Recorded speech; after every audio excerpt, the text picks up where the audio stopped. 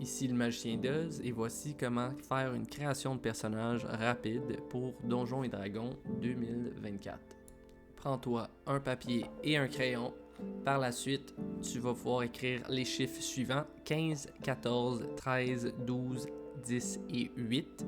Ce sont les chiffres que tu vas pouvoir utiliser pour les statistiques de ton personnage.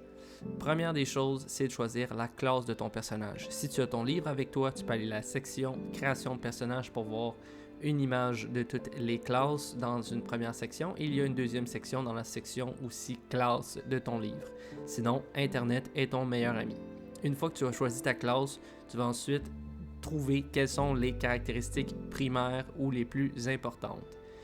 Ensuite de ça, tu vas pouvoir choisir une race qui va pouvoir complémenter ton personnage. Celle-ci va te donner accès à des compétences ou des habiletés particulières, soit pouvoir utiliser tes points, des connaissances spéciales ou la vision nocturne. Tu vas pouvoir indiquer ces informations-là dans les sections suivantes de ta feuille. Ensuite de ça, tu vas choisir un background. Le background va lui aussi te donner la possibilité de augmenter des statistiques que tu as, soit une des 6 statistiques.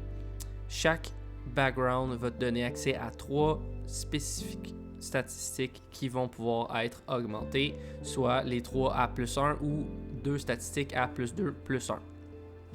Ensuite de ça, ça va aussi te donner un feat d'origine. Dans la section Feature, tu vas pouvoir aller trouver une origine qui est justement déjà indiquée là, dans la section du background. Finalement, ce que tu vas pouvoir choisir, c'est où inscrire tes statistiques. Maintenant que tu sais ta classe, quelles sont les statistiques les plus importantes, tu les indiques en ordre de bénéfice. Ensuite de ça, tu vas pouvoir ajouter tes points de vie. Ensuite de ça, on va parler de l'équipement de base. Dans la section de ta classe, il y a une section pour l'équipement de base. Tu vas pouvoir indiquer cette information-là que tu choisis à cette section-ci de ta fiche de personnage. Par la suite, tu vas pouvoir indiquer les armes et ta classe d'armure à ces endroits-là. Pour les attaques et la magie, ça va être ces endroits-ci sur ta fiche de personnage que tu vas pouvoir les indiquer. Ensuite de ça, pour comprendre tout ce qui influence justement tous tes combats, inscrire ton modificateur de dextérité dans l'initiative. Proficiency bonus plus 2. Pour comprendre comment les armes et la magie fonctionnent, on va commencer avec les armes. Dans cette section-ci, tu vas pouvoir écrire le nom de ton arme. Pour le bonus à l'attaque, c'est toujours ton bonus de maîtrise, donc le Proficiency bonus plus la compétence qu'elle utilise. Donc, si c'est une arme de force, ajoutez ton modificateur de force ainsi que ton bonus à la compétence, ce qui devrait en moyenne te donner un plus 4, un plus 5, peut-être même un plus 6. Pour une arme à base de dextérité, simplement faire la même chose, ajouter votre modificateur de dex plus le modificateur de maîtrise.